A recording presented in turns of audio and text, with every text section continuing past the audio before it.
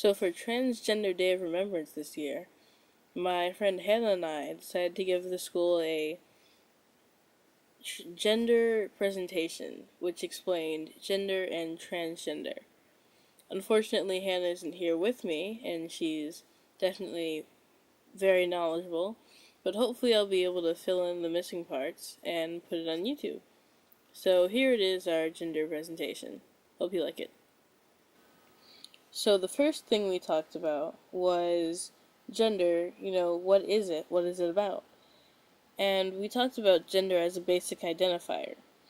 So if I were walking down the street and I saw a girl who I thought was pretty, I would say, wow, that's a really pretty girl. And the first thing I would think to identify her as is a girl. And that's not a bad thing, but it's something that we can see is very obviously intrinsic to the way that we view ourselves and other people. It's something that's built in that we don't really have to think about before we do it. We just do it. We identify people by gender. So if gender is so basic to identifying people in our society, we might as well know its definition. And something that I do in every PowerPoint when possible is consult Merriam-Webster. So Merriam-Webster defines gender as the behavioral, cultural, or psychological traits typically associated with one sex. So what we asked the audience at this point was, associated with one sex? Well, how many sexes do you think there are? And when people called out numbers, it was mostly 2, but sometimes 3, or 4, or 6, which are all valid guesses. And I found that was a useful exercise. So normally, sex is thought of as binary. There are only 2 choices, male or female. And if gender is based on sex, as Merriam-Webster said, then there would only be 2 genders, really masculine or really feminine, right? Well, actually, sex isn't as binary as you might think. There's male and there's female, and there's something else called intersex. So, people who we refer to as intersex are the people who we used to refer to as hermaphrodites. And we don't use that term anymore because not only is it not politically correct, but it's not really biologically correct either.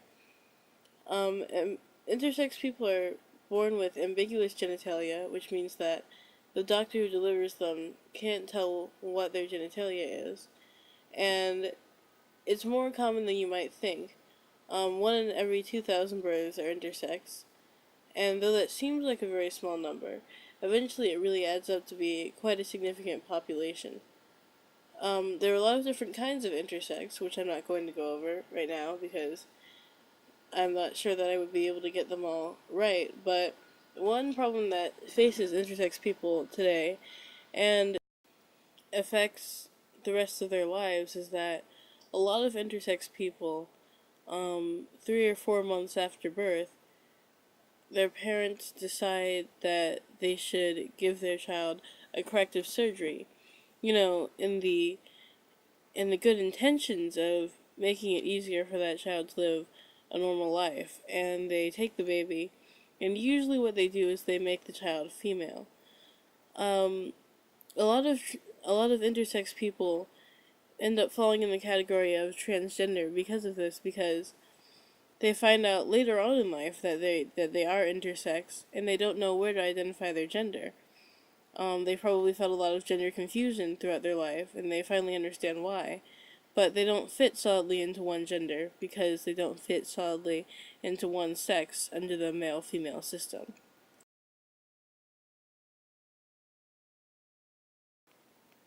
So now that we've explored sex a little bit, and we've noticed that sex isn't something that's binary, why would we expect gender to be something that's binary?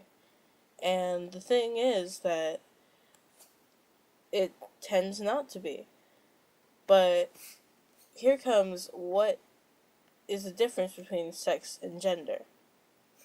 And the difference can be explained pretty simply. Hannah seems to really like this particular mnemonic, which is sex is between your legs, and gender is between your ears. And what that means is that sex is your anatomy. It's what your doctor probably identified you as when you were born. But gender has to do with the way that you think of yourself in respect to the binary system, and how you choose to express your identity in terms of gender, your gender identity.